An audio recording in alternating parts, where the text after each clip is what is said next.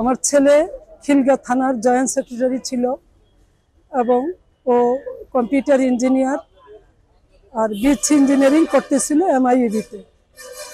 আহসানুল্লাহ থেকে computer engineering pass করে নিয়ে যাওয়ার পর আমি যখন খোঁজ পাই রাত 11টায়, তখন সাথে সাথে চেকপোস্টে লোক যায়, লোক যে জানতে পারে যে হ্যাঁ এই ঘটনা এখানে হয়েছে। সিপাহীরা বলে, আর্মি সিপাহীরা এবং MP শাহাদাত, তখন কর্তব্যরত ছিল MP শাহাদাত। পরবর্তীতে আমি র্যাব হেডকোয়ার্টারে যাই, র্যাব 1-এ, র্যাব 4-এ, র্যাব 1-এ, কোথাও কোনো সংবাদ পাই না। শুধু বলে আমরা তাকে নেই, এই নামে কাউকে নেই।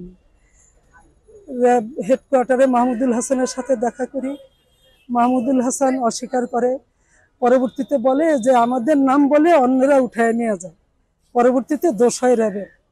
যাক, আপনারা আসছেন, যদি কোনো খোঁজ পাই আপনাদের জানাবো, আর কিছু জানাই নাই। পরবর্তীতে র্যাব পরবর্তীতে আমি পুলিশ হেডকোয়ার্টারে পুলিশের IG নূর মোহাম্মদ সাহেবের কাছে যাই। উনিও খোঁজ নেয়, খোঁজ নিয়ে জানতে পারে এই নামে কাউকে নেয় নাই। স্বরাষ্ট্রমন্ত্রী সাহেরা খাতুনের বাসায় যাই, উনিও যোগাযোগ করে বলে এই নামে কাউকে নেয় নাই। পরবর্তীতে আমি জাতীয় মানবাধিকারে যাই, সেখানে দরখাস্ত করি, কোনো খোঁজ ওনারা দিতে পারে না। লাস্টে আমি কোনো একজনের মাধ্যমে হাইকোর্টে আমি কেস দেই র্যাবের বিরুদ্ধে।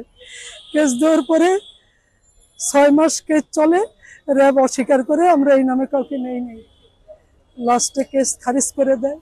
খারিজ করে দেওয়ার পরে আমি অসহায়ের মতো থাকি। এ যাবৎ আমি ভিতরে ভিতরে বহু খোঁজ করি, কোথাও কারো। সরকারের কাছে দাবি আমি আমার ছেলের সন্ধান চাই। আমি বর্তমান সরকারের কাছে এটাই আমার একমাত্র দাবি। আমি রাস্তায় পাগল দেখলে পাগলের হাত পা সব কিছু খেয়াল করি যে আমার ছেলের কোনো অংশের সাথে মিল আছে কিনা।